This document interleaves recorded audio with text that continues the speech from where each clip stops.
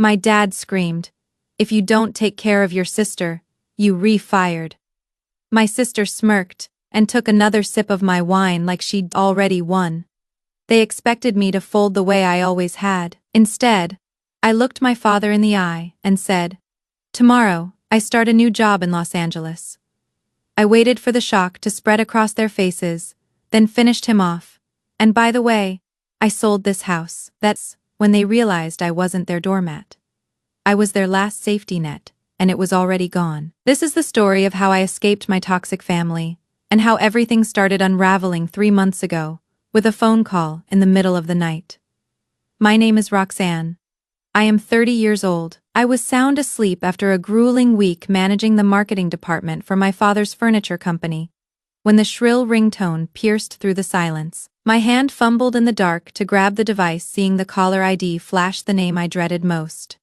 Jessica, my older sister. Before I could even mutter a sleepy hello, her hysterical sobbing filled my ear, not asking for permission, but demanding immediate rescue. She had just been unceremoniously kicked out of her marital home by her wealthy husband after their whirlwind romance imploded in less than 6 months due to her uncontrollable spending habits. She was standing on the curb with nothing but her bruised ego, stripped of the luxurious lifestyle she felt entitled to.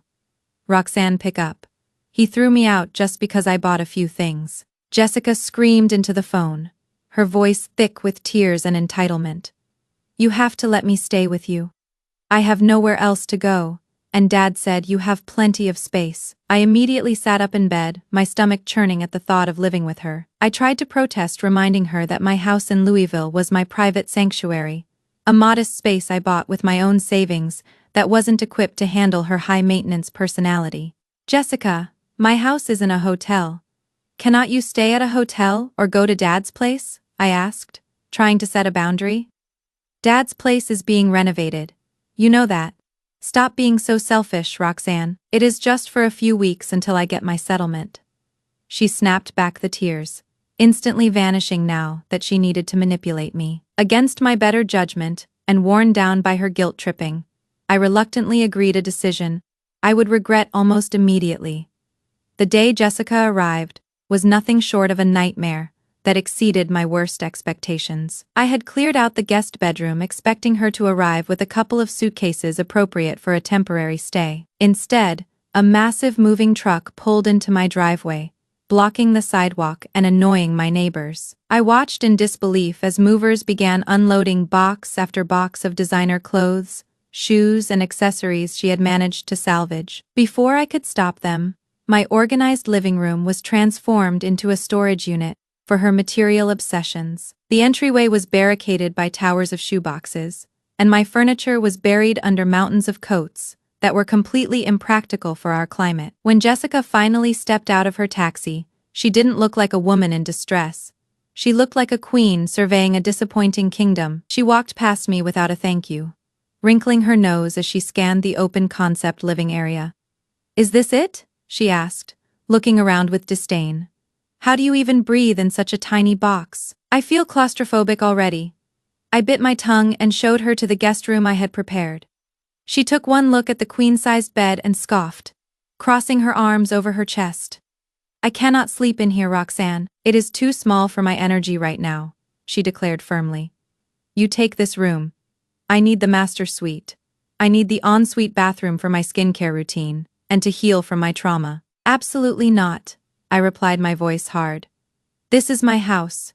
You take the guest room, or you find somewhere else to sleep." She glared at me, muttering about how unsupportive I was, but eventually retreated to the guest room, slamming the door loud enough to shake the walls. The following days settled into a rhythm that was exhausting and infuriating. Jessica showed absolutely no interest in finding a job or looking for an apartment. She treated my home like an all-inclusive resort where I was the underpaid staff member. She spent her days lounging on my sofa, binge-watching reality television shows, while I was at work earning the money to pay the mortgage. When I came home, exhausted in the evenings, I would find dirty dishes piled in the sink and takeout containers scattered everywhere. She would casually ask me what was for dinner without ever offering to lift a finger. If I asked about her job search, she would roll her eyes and claim she was networking. The sheer entitlement radiating from her was suffocating, and I began to realize that she had no intention of leaving. My patience was wearing thin as I watched my sanctuary turn into a prison of her making. 2 weeks after Jessica moved in, I was horrified to realize that my house had completely mutated into something unrecognizable. I drove home that Tuesday evening expecting the usual pile of dirty dishes, or perhaps a blocked driveway. But nothing could have prepared me for the visual assault waiting behind my front door. As soon as I unlocked the lock, a pungent chemical stench of fresh paint hit me, instantly triggering a headache. I stepped into the foyer and dropped my keys in sheer disbelief. My sophisticated neutral-toned living room, a space I had spent years curating with calming grays and soft whites, was gone. In its place was a garish, headache-inducing shade of bubblegum pink that looked like the aftermath of a teenager's bedroom explosion. My jaw tightened as I scanned the walls, realizing that my limited edition abstract prints were missing. I ran to the garage in a panic and found them tossed in a damp, dusty corner piled haphazardly next to the trash cans, their frames chipped and the canvases at risk of warping from the humidity. I felt a surge of rage so intense my hands shook. But the destruction of my decor was only the beginning of the evening's nightmare. Walking back inside, the sound of thumping bass and raucous laughter led me to the kitchen, where the scene was even worse than the pink walls. Jessica was holding court with a group of 5 or 6 strangers, who looked as unemployed and entitled as she did, turning my kitchen island into a chaotic buffet. They were using my crystal coasters as ashtrays, ash spilling onto the quartz countertops I kept meticulous. But what made my blood run cold was the bottle in Jessica's hand. It was a vintage Cabernet I had been saving for a major career milestone. A bottle worth more than her car payment. It was open, half empty, and being sloshed around like cheap table wine.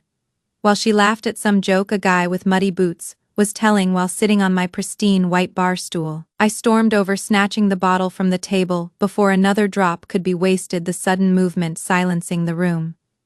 "Jessica, who gave you permission to take my wine and turn my house into a bar?" I snapped, my voice cutting through the music as I glared at her guests. The room went quiet, but Jessica didn't even flinch or look embarrassed. She just leaned back, swirling her glass with that infuriating smirk, looking at me as if I were a rude waiter interrupting her meal. "Come on, little sister. Don't be so stingy," she replied, her voice dripping with condescension.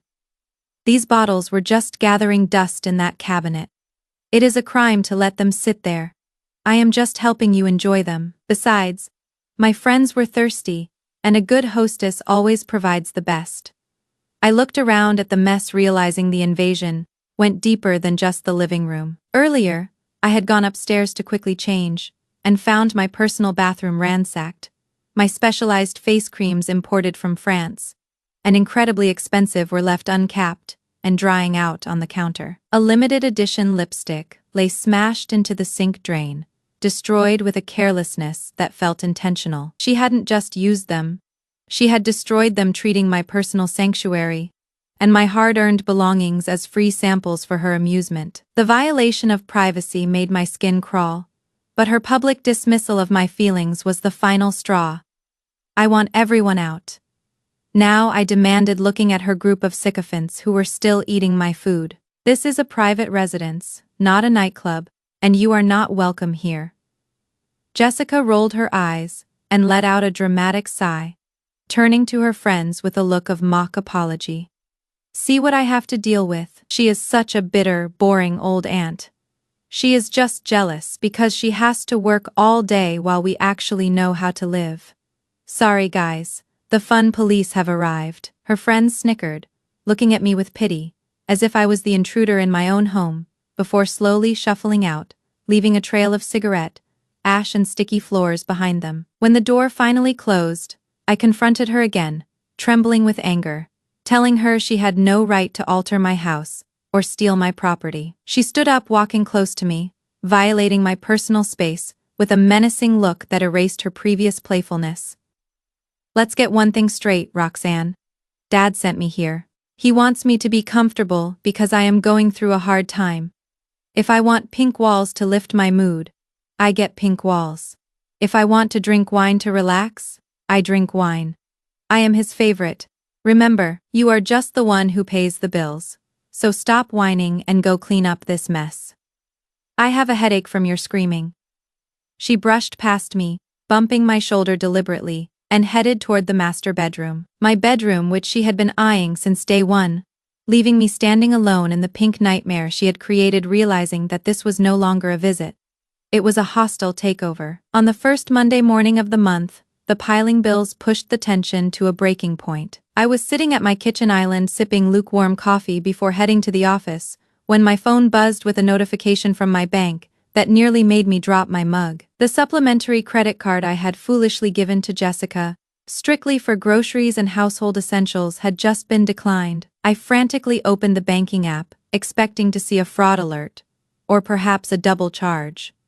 Instead, my eyes widened in horror as I scrolled through a transaction history that read like a billionaire's shopping spree. There were charges for high-end designer boutiques, a $300 lunch at a French bistro, and a massive bill from a luxury day spa that cost more than my monthly car payment. In less than 10 days, she had completely maxed out the $5,000 limit I had set, leaving me responsible for a debt that I had not authorized. I marched into the guest room, shaking with rage, and threw the phone onto the bed, where she was sleeping, until noon as usual. When I demanded an explanation, demanding that she pay off the debt immediately, or pack her bags, Jessica didn't even look guilty. She laughed in my face, telling me to relax, and that she needed those things to feel human again after her divorce.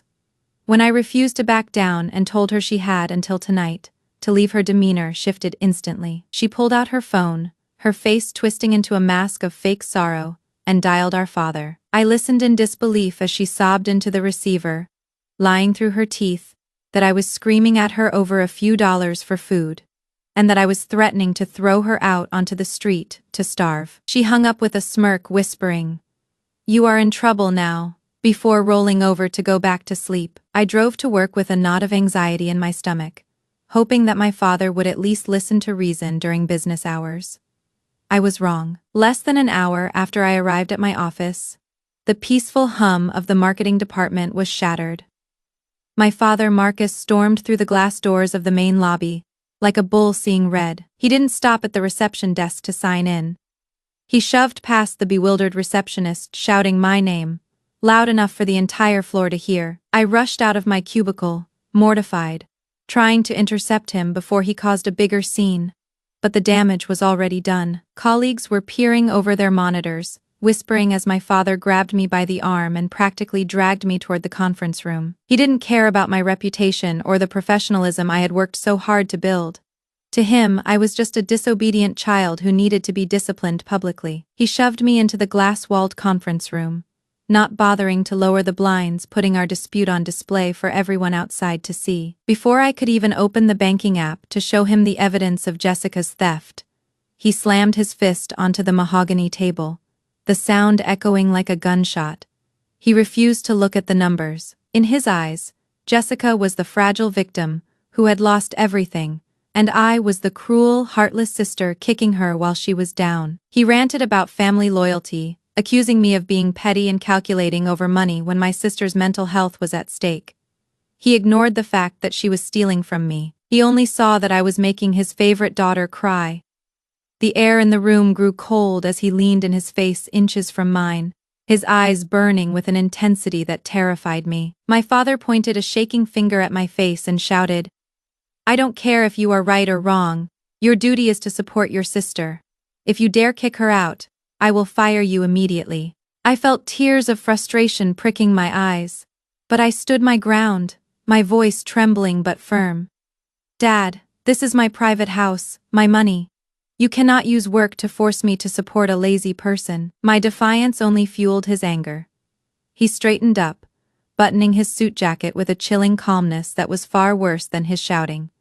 He looked down at me with pure disdain and delivered the final verdict. He reminded me that he built this company, that he knew everyone in the industry in Kentucky, and that my title existed only because he allowed it. He told me clearly that if I evicted Jessica, not only would I lose my job by the end of the day, but he would also personally ensure that my name was blacklisted across the state. No one would hire me, and my career would be over. He gave me a choice: be a doormat for Jessica, or be unemployed and destitute. He turned and walked out, leaving me standing alone in the glass room, realizing that the man I called Dad was not my protector, but my captor. The golden opportunity for me to escape this hell appeared in mid-June, when Jessica excitedly showed off her plane ticket for a vacation. She burst into the kitchen while I was preparing a modest dinner, waving her phone in my face with a triumphant grin that made my stomach churn. She announced that she was flying to Miami for a week-long wellness retreat, with her girlfriends to recover from the stress of living in such cramped conditions. She didn't even bother to come up with a convincing lie about how she afforded first-class tickets and a stay at a 5-star oceanfront resort while being unemployed. We both knew my father had secretly funneled the money to her behind my back, rewarding her incompetence while threatening my livelihood. As she packed her bags, mocking me for having to stay behind and work like a peasant, I felt a strange sense of calm wash over me. She wasn't just leaving for a vacation, she was giving me a 7-day head start. The moment her Uber disappeared down the street toward the airport, the smile dropped from my face, replaced by a look of steely determination. I didn't waste a single second. I immediately pulled out my burner phone, a precaution I had taken after realizing my father, monitored the company plan and dialed Leah, my best friend and the most ruthless real estate broker in the city. I didn't need a standard listing with open houses and for sale signs that would alert the neighbors or my father.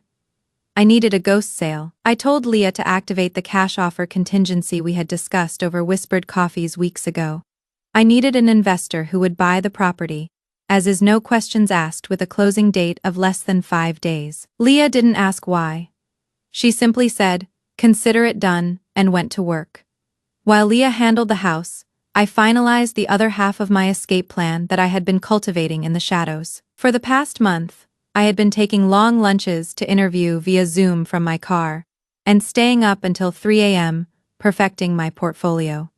The hard work had paid off spectacularly. In my inbox sat a digitally signed offer letter from a massive design firm in Los Angeles. They offered a salary double what my father paid me, a signing bonus, and full autonomy.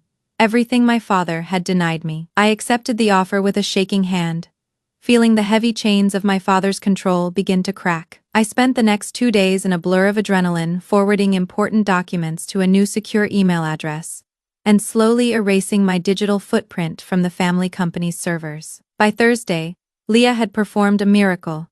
She found a private investment group, looking to expand their rental portfolio in Louisville. They didn't care about the pink walls or the mess, they only cared about the location and the price. The paperwork was rushed through with expedited fees that I happily paid. On Friday afternoon, my phone buzzed with the most beautiful notification I had ever seen. Leah called me, her voice trembling with excitement. "Roxanne, the money just hit the wire. It is in your secret account. The new owner agreed to the terms, but they want possession immediately. You have to be out by Sunday. Are you sure you want to do this?" I looked around the living room at the walls my sister had defaced, and the furniture she had ruined, and felt absolutely no hesitation. I replied with a voice as cold as ice. "Absolutely, sell it all. I don't want to leave a single crumb for them. Sell the furniture, clear the accounts. I want to disappear without a trace." To ensure my departure remained a secret, until the very last moment, I hired a specialized night owl moving service. They arrived at 2 a.m. on Saturday, their truck running quietly to avoid waking the neighborhood spies. I directed them with ruthless efficiency. They packed my clothes, my books, my personal documents, and the few pieces of furniture that held sentimental value. Everything else, the couch Jessica slept on, the television she watched, and the dining table where my father had screamed at me, was left behind or sold to liquidators. However, I gave the movers strict instructions regarding the guest room and the living room piles. We didn't touch a single item belonging to Jessica. Her towers of shoeboxes, her racks of clothes, and her chaotic makeup stations were left exactly where they were, surrounded by the emptiness of a house that had been stripped of its soul. By the time the sun began to rise on Sunday morning, the house was a hollow shell, echoing with the silence of my departure, ready for the final act of my revenge. At exactly 10 a.m. on Sunday, Jessica pulled her suitcase up the driveway with freshly tanned skin, and a satisfied smile plastered across her face. She walked with the confident swagger of someone who believed she had successfully broken my spirit, fully expecting to find me waiting inside with a prepared lunch and a humble apology for my previous behavior. She reached for the smart lock keypad, her long acrylic nails clicking against the buttons as she punched in the code she had been using for months. Instead of the familiar mechanical whir of the deadbolt sliding open, the keypad flashed an angry red light and emitted a harsh error beep that echoed in the quiet morning air. She frowned in confusion and entered the code again, slower this time, assuming she had made a mistake. But the result was the exact same rejection. Her confusion quickly mutated into the explosive temper I knew so well, and she began pounding her fist against the solid wood door. She screamed my name at the top of her lungs, accusing me of being petty and childish for changing the passcode just to annoy her after her vacation. She kicked the bottom of the door, shouting threats that she would call our father if I didn't open up immediately to carry her bags inside. She was so caught up in her tantrum that she didn't hear the heavy footsteps approaching from the other side until the lock clicked loudly. The door swung open with force, but the person standing there was not her submissive younger sister. Towering over her was a large man with a thick beard and tattoos running down his arms, holding the leash of a massive Rottweiler that was growling low in its throat. Jessica stumbled back in shock, nearly tripping over her own suitcase, as the stranger looked down at her with zero patience. He didn't ask who she was. He simply demanded to know why she was banging on his front door and disturbing his peace on a Sunday morning. Jessica stammered, trying to regain her composure, and demanded to know what he was doing in her sister's house. The man laughed a dry and humorless sound, and informed her coldly that this property had been legally purchased by him the previous day. He stepped out onto the porch and pointed a callous finger toward the edge of the sidewalk near the street. There, piled haphazardly like refuse, sat a mountain of black heavy-duty trash bags baking in the summer heat. He explained that the previous owner had left some junk behind that he didn't want, so he had bagged it up for trash collection, but she was welcome to scavenge through it if she wanted her clothes back. Panic finally pierced through Jessica's narcissism as she realized her entire wardrobe was sitting in garbage bags on the curb. She scrambled for her phone with trembling hands and dialed my number, her breathing shallow and erratic. Thousands of miles away, I was sitting on the balcony of my temporary corporate housing in Los Angeles, watching the sunlight glitter off the Pacific Ocean. When I saw her name flash on my screen, I answered with a calm satisfaction that I had never felt before. "Where are you? Why is there a strange man in your house?" Jessica screamed into the phone, her voice cracking with hysteria. "He says he lives here. You need to come back and fix this immediately." I took a slow sip of my coffee, savoring the moment before delivering the truth she wasn't ready to hear. "That is not my house anymore, Jessica. I sold it." I replied, my voice steady and devoid of emotion. "And I am not in Louisville anymore. I moved to Los Angeles yesterday. Good luck with your luggage."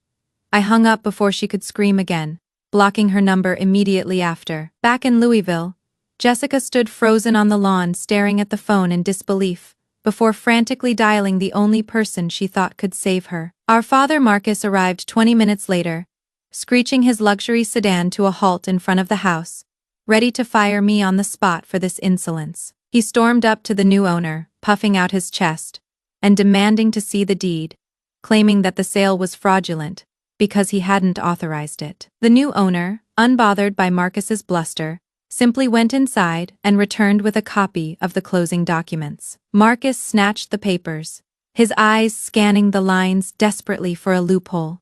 But as he read, the color drained from his face. The sale was perfectly legal, signed, notarized, and funded with a cash wire that was irreversible. He looked at the date, realizing that while he was busy threatening my job and demanding I serve Jessica, I had been finalizing the sale of the only asset that kept a roof over her head. He looked at the pile of trash bags on the curb, then at the closed door of the house that was no longer ours, and for the first time in his life, he realized he was completely powerless. 3 months have passed since the day I walked out that door, but news from Louisville still finds its way to my ears, mostly through Leah, who takes a grim satisfaction in updating me on the wreckage I left behind. While I was busy building a new life on the West Coast, The empire my father thought was invincible was crumbling into dust with terrifying speed. The furniture company which Marcus had always claimed was built solely on his genius turned out to be a hollow shell without my operational management. I had been the one nurturing client relationships, managing the supply chain, and overseeing the marketing campaigns that kept the revenue flowing. When I vanished, I took the passwords, the contacts, and the competence with me. Leah told me that within the first 6 weeks, 3 of their largest commercial clients canceled their contracts, citing missed deadlines and unprofessional communication. My father, too arrogant to learn the systems I had built, tried to bully his way through meetings, only to find that clients don't respond to threats the way his children did. The business didn't just stumble. It plummeted off a cliff, bleeding money faster than he could print it. Meanwhile, Jessica proved to be the final nail in his financial coffin. After being evicted from my former house by the new owner, she had no choice but to move into our father's estate. Any rational person would have seen this as a wake-up call to find employment and contribute, but Jessica saw it as a return to her rightful throne. She treated our father's home exactly as she had treated mine, demanding organic grocery deliveries, blasting the air conditioning day and night, and continuing her online shopping addiction. Despite having zero income, she cried and manipulated him, claiming she was too depressed to work, and Marcus desperate to maintain his image, as the benevolent patriarch drained his retirement savings to fund her lifestyle. He paid off the credit card debt she racked up on my account to avoid a lawsuit, but she simply opened new ones in his name. The liquidity he needed to save the dying company was being funneled directly into Jessica's closet, creating a whirlpool of debt that swallowed them both. The breaking point came late last month, when the banks finally intervened.